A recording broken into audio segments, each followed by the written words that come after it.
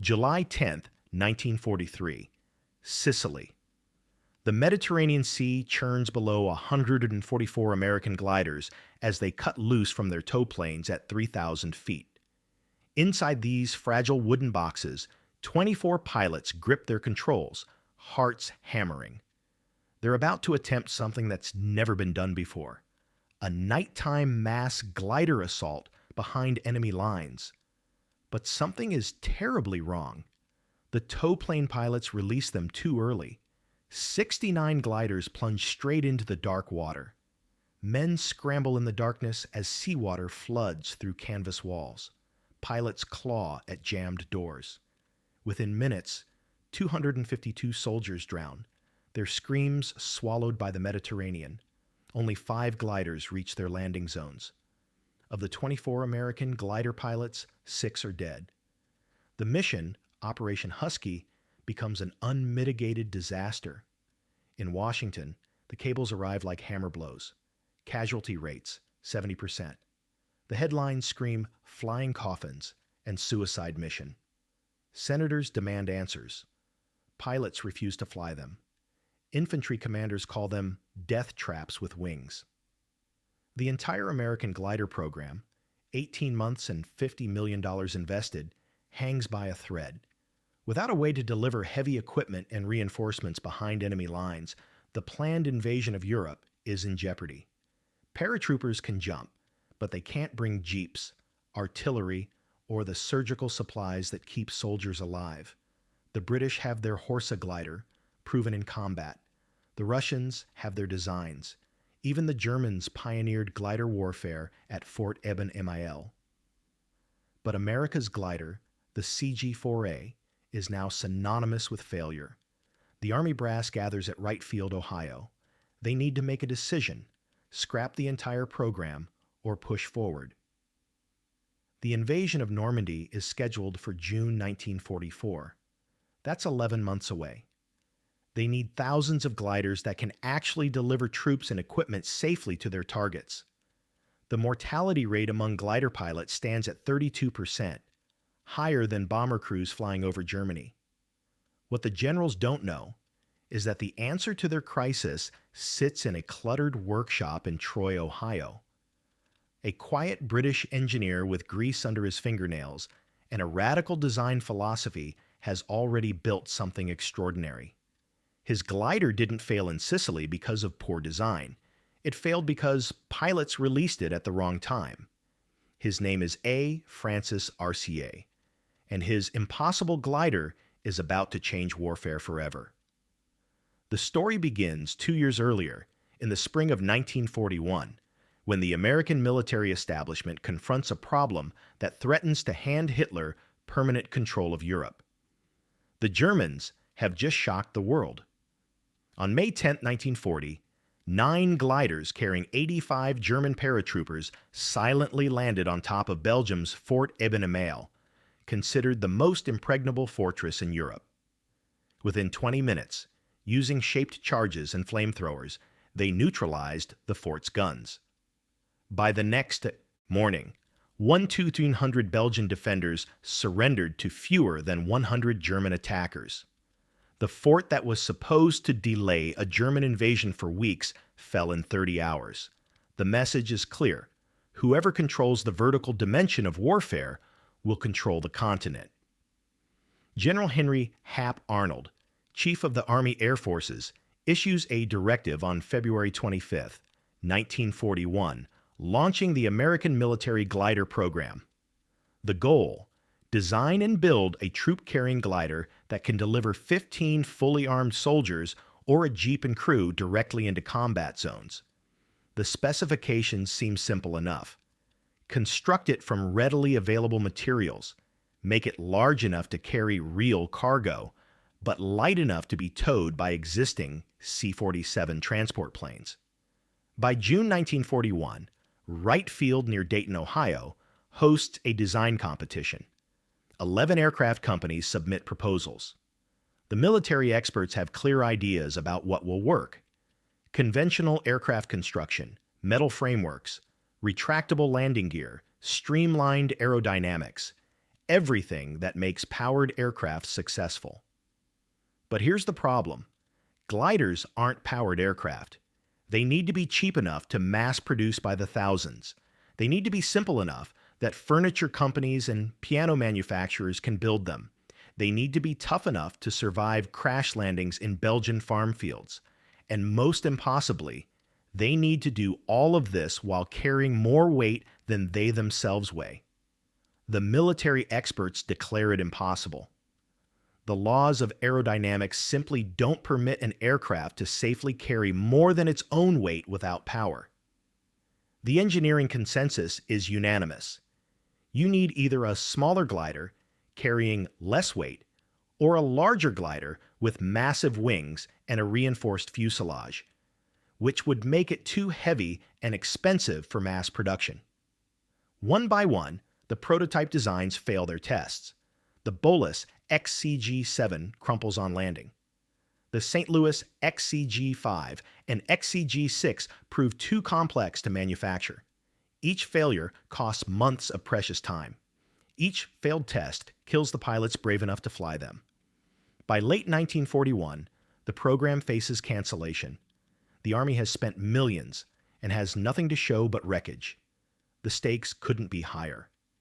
British intelligence reports indicate Hitler is planning Operation Sea Lion, the invasion of Britain.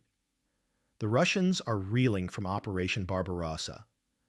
American planners know that when, not if, the United States enters the war, they'll need to land troops on contested shores. The Marine Corps is developing amphibious assault doctrine. But what about the forces that need to land miles inland, behind enemy lines, ahead of the main invasion force? The paratroopers can jump, but there's a brutal calculus. A paratrooper lands with only what he can carry. That means small arms, maybe a mortar, no jeeps, no 75mm howitzers, no radio equipment heavy enough to coordinate with the fleet, no medical supplies, beyond a few bandages. Airborne divisions without heavy equipment are light infantry with fancy training. They can seize objectives, but they can't hold them against armored counterattacks. The experts have tried everything. They've consulted with sailplane champions. They've studied German-captured gliders. They've run the numbers through every aerodynamic calculation known to science. Everything points to the same conclusion. The specifications the Army wants simply cannot be met. Building a glider that can carry 3,700 pounds while weighing only 3,700 pounds itself defies the fundamental principles of flight. That's when Waco Aircraft Company enters the picture. And with them, a man nobody expects to succeed. A. Francis Arcier is everything the American military brass doesn't trust. Born in London on November 16, 1891, educated in England and France, he studied aeronautics in Passy, France, under none other than Gustave Eiffel. Yes, the designer of the Eiffel Tower, who pioneered wind tunnel research. Arcier learned to fly in 1911 and became a flight instructor by 1914. By the time he emigrated to America in 1929, becoming a citizen just before the Depression hit, he carried more practical aviation experience than most American engineers had ever dreamed of. But that's precisely the problem. Arcier isn't American trained. He doesn't have a degree from MIT or Caltech. He learned his trade in the old world, building aircraft by feel and experience rather than by the modern engineering handbooks that American aviation companies swear by. In 1930, Arcier becomes chief engineer at the Weaver Aircraft Company, known as Waco, in Troy, Ohio. It's a small outfit known for building sporty biplanes for barnstormers and wealthy flying enthusiasts. When the military glider competition opens, nobody gives Waco a serious chance.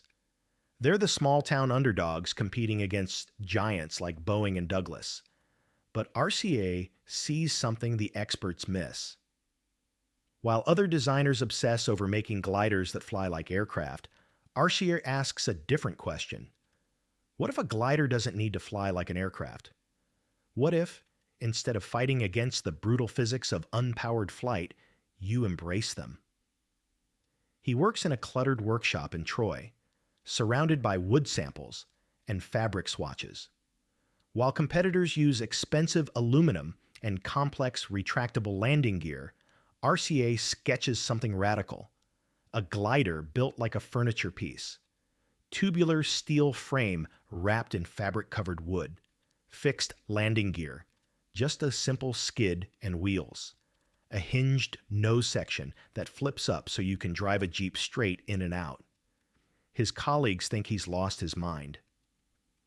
"You're building a flying crate," one engineer tells him. The military observers who visit the Waco factory in June 1941 are openly skeptical. One procurement officer writes in his report, "Construction appears crude and primitive compared to modern aircraft. Standards. Concerns about structural integrity at combat loads." But Arcier isn't trying to build an aircraft. He's building a cargo container that happens to fly. The breakthrough comes from his training under Eiffel. The old Frenchman taught him that air doesn't care about your engineering credentials. It only responds to the actual shape you give it. Arcier designs a high-mounted wing with a massive 83-foot 8-inch span. The wing's aspect ratio is completely wrong by traditional aircraft standards, but it generates enough lift to carry extraordinary loads at low speeds. The fuselage is 48 feet long and built in sections that bolt together, meaning furniture makers can manufacture pieces in their existing factories. The tail uses a simple cable control system. Everything is designed not for elegance, but for manufacturability and battlefield ruggedness. In his workshop, Arcier completes the XCG-3 prototype, the 8-place glider. It's ungainly, utilitarian, and looks exactly like what critics say it is, a flying crate. But when they tow it into the sky on its first test flight in May 1942, something extraordinary happens. The ugly duckling flies like a dream. May 1942, Wright Field, Ohio.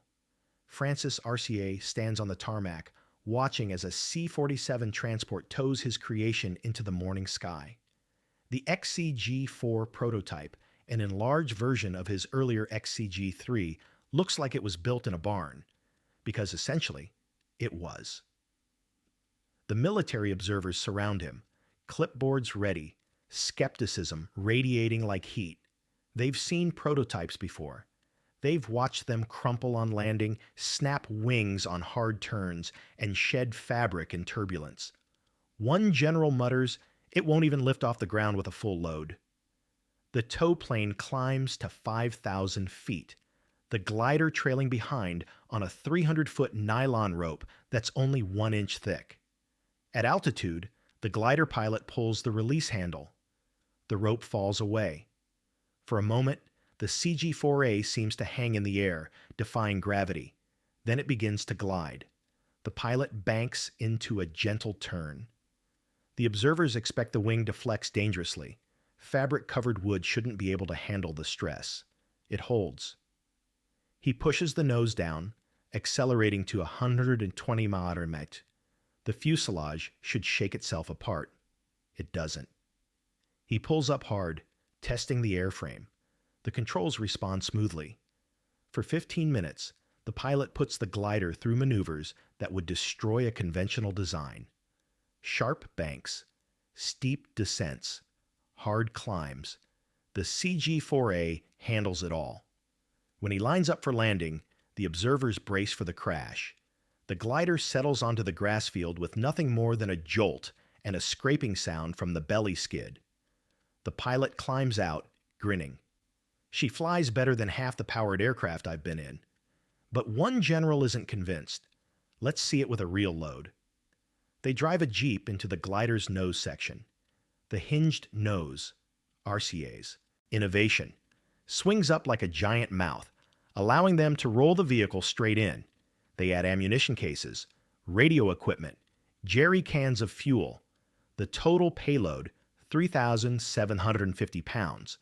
The glider itself weighs only 3,700 pounds. According to every aerodynamics textbook, This shouldn't work. That's impossible, the procurement officer declares. You can't carry more than your own weight. Arcier's response is characteristically quiet. I didn't build an aircraft. I built a cargo container with wings. They tow it up again. The C-47 strains harder with the loaded glider, but they reach altitude. The release. And again, impossibly, the overloaded glider flies, descends, lands hard but intact. The military observers are silent. Then one colonel speaks the words that could kill the entire program. That is absolutely illegal under Army Air Force's aircraft certification standards. This violates every structural loading regulation we have. If we certify this design, we're essentially approving what amounts to a flying coffin. Pilots will die. That's not a possibility. It's a certainty. The room erupts. Some officers see potential. Others see liability. The arguments rage for hours, but the numbers don't lie. The CG-4A can carry what they need it to carry. It can be built with materials that won't compete with fighter plane production. And furniture companies, Gibson Guitar, Steinway Piano, even casket manufacturers, can build them by the thousands. One question remains. Will anyone be brave enough to approve it?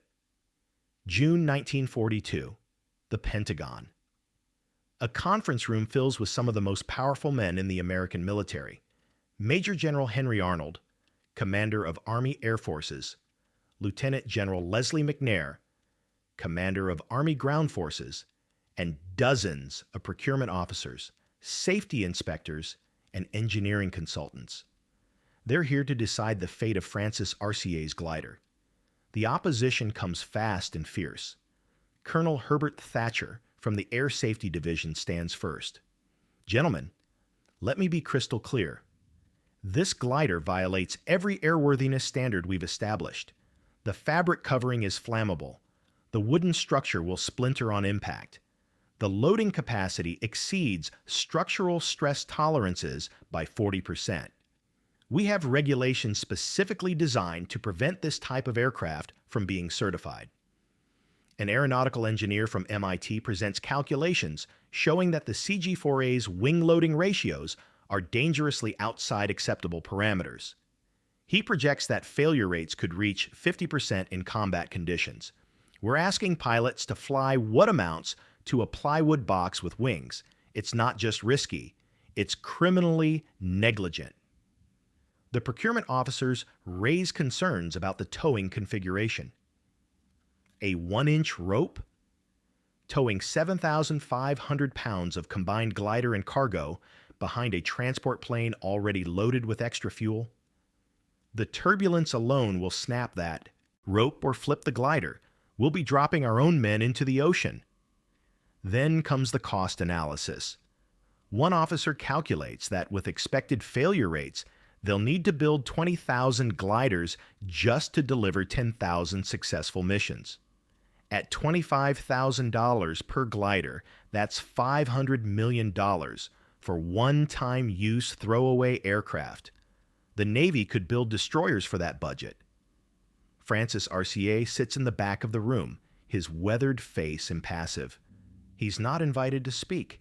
He's the designer, not a decision maker. General McNair listens to it all, his expression growing darker. Finally, he stands. The room falls silent. McNair commands the troops who will actually fly in these gliders, his airborne divisions. His voice cuts through the room like artillery fire. Gentlemen, I've heard your concerns, I've read your reports, and I've watched your acceptable designs shatter on test fields while pilots died. Now let me tell you what I know. He walks to the front, pointing at photos of the Sicily disaster, photos that won't be taken for another year, but similar training accidents. We're going to invade Europe. That's not speculation. It's orders from the president himself. When we go, we need to land 15,000 airborne troops behind Atlantic Wall defenses on D-Day. Not next year. Not when you perfect your designs. June 1944. That's the timeline. The room erupts. Officers shout over each other. It's a death sentence. We'll lose thousands. The regulations exist for a reason. McNair's fist slams on the table. The regulations exist for peacetime safety. We're at war. Yes, men will die in gliders. Men die in landing craft. Men die jumping from aircraft at night. That's war. He turns to the safety officer. Colonel Thatcher, you say this glider violates standards. I say your standards were written for civilian sport flying. This is a combat vehicle, not a pleasure craft. It doesn't need to be safe.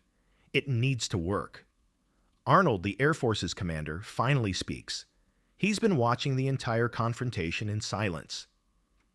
The British flew 3,000 glider sorties in the past year. The Russians are building them by the thousands. The Germans have been using them since 1940. Are you telling me American engineering can't match what the furniture makers of occupied Europe are producing? The consultant from MIT tries to respond, but Arnold cuts him off. I don't want theory. I want results. Arcier's glider flies. It carries the load. It can be mass-produced. Those are facts. Your concerns are hypotheticals. He turns to the procurement board. I'm issuing production contracts for 1,000 CG-4A gliders immediately. Waco Aircraft will serve as the lead contractor and provide engineering specifications to subcontractors. We'll start pilot training next month. If this fails, it fails on my authority. The room is stunned into silence. Arnold looks directly at Arcier for the first time. Mr. Arcier, I'm betting the invasion of Europe on your design. I suggest you make sure it works. Arcier simply nods. It will work, sir, if the pilots fly it correctly. The meeting adjourns. The impossible glider has just become official policy. By the time the contracts are finalized, the order expands to 13,909 gliders, the largest combat glider production program in history. Now they just need to prove it won't kill everyone who flies it. If you're fascinated by the forgotten heroes and revolutionary weapons that changed warfare, hit that subscribe button. We release new documented military history every week, and this story is about to get even more incredible. January 1943, Laurinburg-Maxton Army Air Base, North Carolina. The first class of glider pilots graduates. They're an odd bunch, too old for fighter duty, too unconventional for bomber command, but crazy enough to volunteer for motorless flight. The Army classifies them as flight officers, a new rank created specifically for glider pilots. They wear silver wings with a G in the center. Infantrymen start calling them suicide jockeys. The training is brutal. Pilots practice landing in spaces the size of football fields. They learn to judge altitude without instruments, approach angle without power, and to accept that every landing is a controlled crash. The CG-4A has a descent ratio of 400 feet per minute, nearly twice as fast as powered aircraft. Trainees learn to land on the fixed skid, the wheels shearing off on impact. The glider is designed to be expendable. So it seems are they. By May 1943, production is ramping up. 15 companies across America manufacture CG-4As. Gibson Guitar stops making instruments and starts building glider fuselages. Steinway Piano crafts wooden wing ribs. A casket company in St. Louis produces tail sections. The irony isn't lost on the pilots. Their gliders are built by coffin makers. Then comes Sicily, Operation Husky, July 10th, 1943. We already know how it ends. 69 gliders in the Mediterranean, 252 men drowned, mission failure. But what the official reports don't emphasize is this critical detail. The gliders that actually reached land performed exactly as Arcier designed them. The gliders didn't fail. The towplane pilots, inexperienced with nighttime operations over water, released them too far from shore. The gliders that made landfall delivered their troops successfully. They crashed through stone walls, landed in vineyards, smashed into olive groves, and the troops inside walked away. The fabric and wood construction that critics mocked actually absorbed impact better than metal would have. The hinged nose allowed rapid exit even from damaged gliders. 11 glider pilots were killed or wounded, but not from structural failure, from enemy fire after landing. The Army studies the Sicily results. The conclusion is clear. The CG-4A works when used correctly. Fast forward to June 6, 1944. D-Day, Normandy. This is the test that will vindicate or condemn Arcier's design forever. In the pre-dawn darkness of June 6th, 5:17 CG-4A gliders cross the English Channel. Flight Officer Mike Murphy grips the controls of his glider, towed behind a C-47, the rope vibrating with tension. Behind him sit 13 troops from the 101st Airborne, their faces pale in the darkness. Through the canvas walls, they hear the rattle of anti-aircraft fire, the distant thunder of naval bombardment. At 4 a.m., the tow plane pilot signals release. Murphy pulls the handle. The rope falls away. They're gliding over Nazi-occupied France, 7 miles from Utah Beach, behind enemy lines. German Corporal Wilhelm Schneider, manning a machine gun position near Sainte-Mère-Église, hears the sound first, or rather, the absence of sound. The engines of the transport planes fade, replaced by an eerie whisper of wind over wings. "They're landing without engines," he shouts. In the darkness, he can't see them, but he can hear them. The whisper of gliding aircraft, dozens of them, maybe hundreds, converging on the fields around his position. Murphy brings his glider in low, 60 MAF, using hedgerows as landmarks. The ground rushes up. Impact. The belly skid hits earth, and the glider careens across a French pasture, shedding both wheels, plowing through a fence, and finally slamming to a stop against an embankment. The troops are dazed, but alive. The hinged nose pops up. Within 90 seconds, all 13 soldiers and their equipment are out and moving toward their objective. Across Normandy, this scene repeats 5:17 times.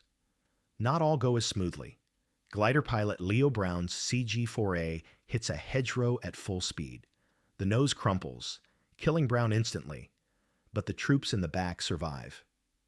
Flight Officer Charles Young crash lands in a field already occupied by Germans.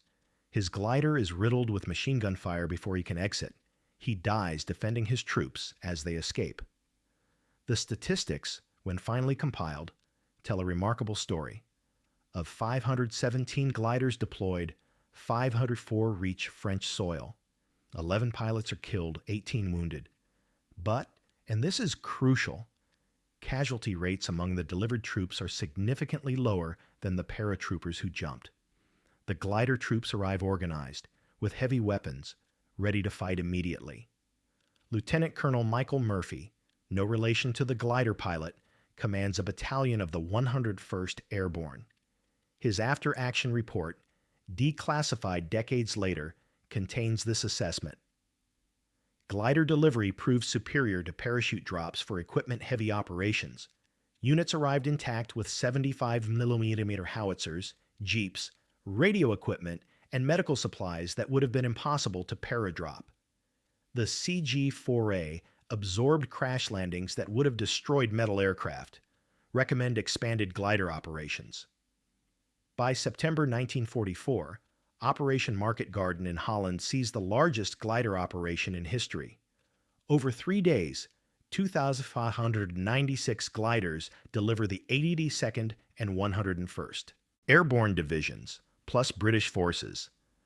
Captain Eddie Lopez pilots his CG-4A into Eindhoven, landing in a space barely 600 feet long.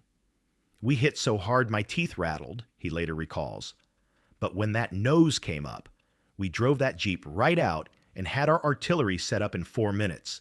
No way you can do that with a parachute drop." German commanders take notice. A captured Wehrmacht report from October 1944 reads, American glider operations demonstrate significant tactical advantage. Silent approach prevents advance warning. Concentrated landings deliver organized units with heavy weapons immediately operational. Defending against glider assaults requires disproportionate resources compared to defending against parachute drops. By the end of the war, CG-4As fly in every major airborne operation: Southern France, Operation Dragoon; the Rhine Crossing, Operation Varsity; Burma, and the Philippines. Total glider pilots killed in action, 181. Total troops delivered successfully, over 60,000. Equipment delivered includes 1,642 jeeps, 905 artillery pieces, and thousands of tons of supplies.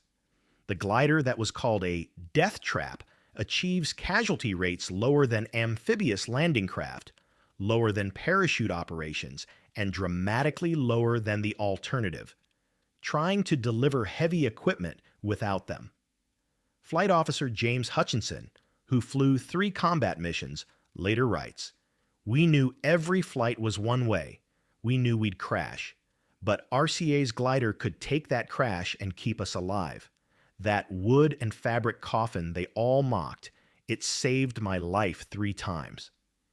If this story amazed you, imagine what we'll cover next week when we reveal the almost classified story of the weapon that changed tank warfare forever. Subscribe and hit the notification bell so you don't miss it. September 11th, 1943, Marchfield, California. Major Richard C. DuPont, wealthy industrialist, glider enthusiast, and head of the Army's glider training program, climbs into an experimental XCG-16 cargo glider for a demonstration flight. It's a newer, larger design intended to supplement the CG-4A. At 1:45 p.m., during a test of a braking parachute system, the glider enters a spin. It crashes. DuPont and 3 others are killed instantly. The headlines scream, "Glider program claims another victim." The critics resurface. Senators demand investigations. But by now, thousands of CG-4As are already deployed, and they're performing exactly as designed. When the war ends in 1945, production stops at 13,909 CG-4As, making it the most produced military glider in history. The total cost, $348 million, roughly $5.5 billion in today's dollars. By comparison, the Manhattan Project cost $2 billion. RCA's gliders represent one of the single largest military production programs of the war, but Francis Arcier doesn't become a household name. He doesn't want to. After the war, he returns to quiet obscurity in Troy, Ohio, continuing to design aircraft for Waco until the company closes in 1947.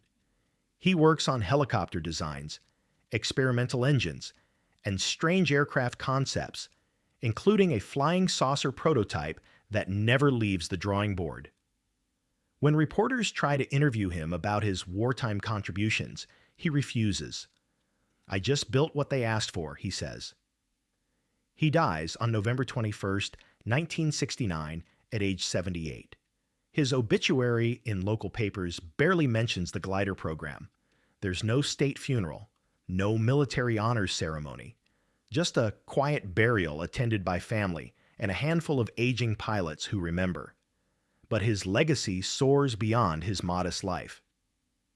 The CG-4A establishes the doctrine of vertical assault, landing troops and equipment directly onto objectives rather than miles away.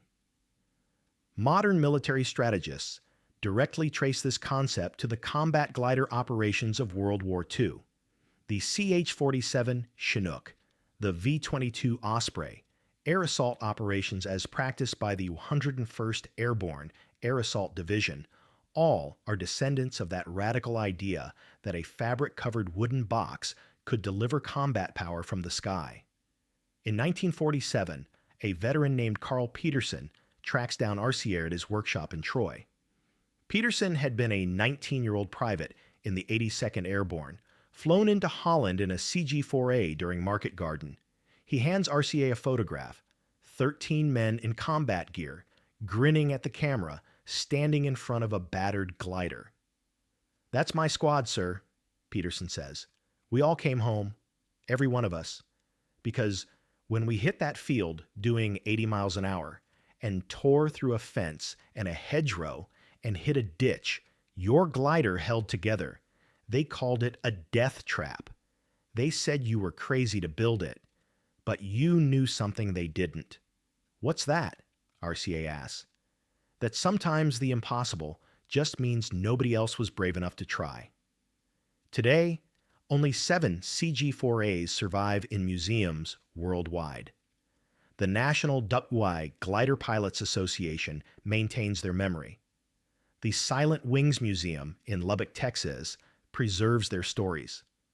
But perhaps the greatest monument to Francis Arcier isn't in museums.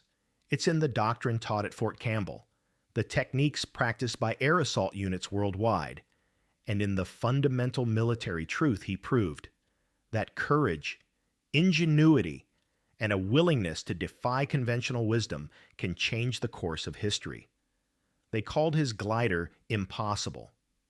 Then it won the war,